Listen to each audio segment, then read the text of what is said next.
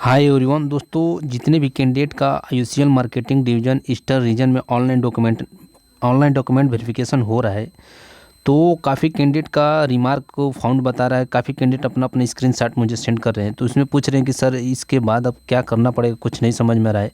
और काफ़ी कैंडिडेट अपना डॉक्यूमेंट वेरिफिकेशन अच्छे से डॉक्यूमेंट सारे अपलोड करके उनका नॉट रिमार्क फाउंड वो अपना जो है कि प्राप्त कर चुके हैं, उनका डॉक्यूमेंट वेरिफिकेशन हो चुका है।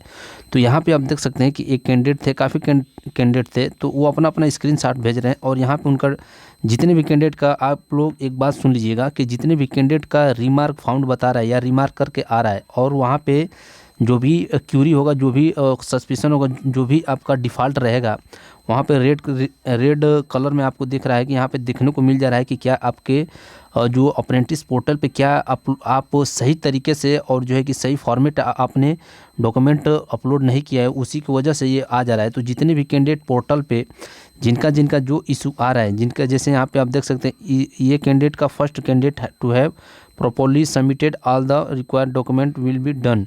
तो इनका फाइनली डन हुआ है, लेकिन इनके में भी कोई डिफ़ॉल्ट आया था, तो ये मुझे वो वाले सेकेंड वाला स्क्रीनशॉट नहीं सेंड किए थे। तो यहाँ पे आप देख सकते हैं कि इनका क्यूरी क्या है, जो भी इनका रिमार्क है, इनका रिमार्क को यहाँ पे शो कर दिया गया है। और इसमें करना क्या है, करना कुछ नहीं है, आप ज़्यादा घबराइए नहीं। आपको क्या करना है, जो भी रिमार्क आ रहा है फाउंड, जो भी आपका रिमार्क आ रहा है, उसको क्या करना है कि फिर से पोर्टल पे जाकर उसको फिर से री अपलोड कर देना है। जो है कि अगर नया फॉर्मेट मांग रहा है ओबीसी का सर्टिफिकेट या ईडब्ल्यू, तो नया बनवा कर अपना जो है कि उस पर लोड कीजिए। अदरवाइज जो भी कैंडिडेट का किसी साइज में या किसी डॉक्यूमेंट फाइल में डिफ़ॉल्ट आ रहा है, तो फिर से अगेन जाकर अप्रेंटिस पोर्टल पे आप जाकर अपलोड करिए।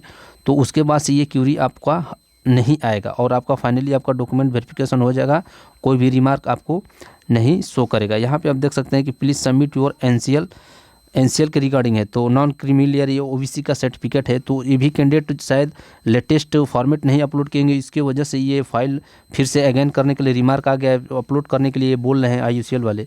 तो जितने भी कैंडिडेट का ये इशू आ रहा है, तो उनसे मेरा रिक्वेस्ट है कि आप लोग फिर से जाइए अप्रेंटिस पोर्टल पे और फिर से अगेन जिसका जो रिमार्क आपका दिखा रहा है उसको अगेन फिर से रीअपलोड कीजिए। और जो है कि नया मांग रहा है तो नया दीजिए, लेटेस्ट मांग रहा है तो लेटेस्ट दीजिए। तो मैं बताऊं दोस्तों कि यही कुछ था। और मैं बताऊं काफ़ी कैंडिडेट पूछ रहे कि सर डॉक्यूमेंट ये तो हो गया, जिसका रिमार्क नॉट फाउंड बता रहा है, तो उसके बाद क्या होगा।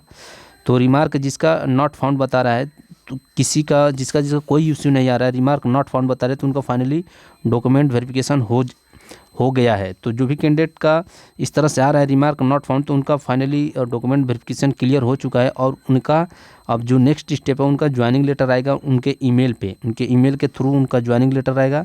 और सभी कैंडिडेट का डॉक्यूमेंट वेरिफिकेशन होने के बाद ही ज्वाइनिंग लेटर आप लोग का इशू होगा आपके ईमेल पे। तो जिनका जिनका नॉट रिमार्क फाउंड बता रहा है, उनको वो काफ़ी अच्छे से अपना डॉक्यूमेंट अपलोड किए हैं और लेटेस्ट वर्जन और फॉर्मेट भी अच्छे तरीके से अपलोड किए हैं, तो उनका फाइनली डॉक्यूमेंट वेरिफिकेशन हो चुका है।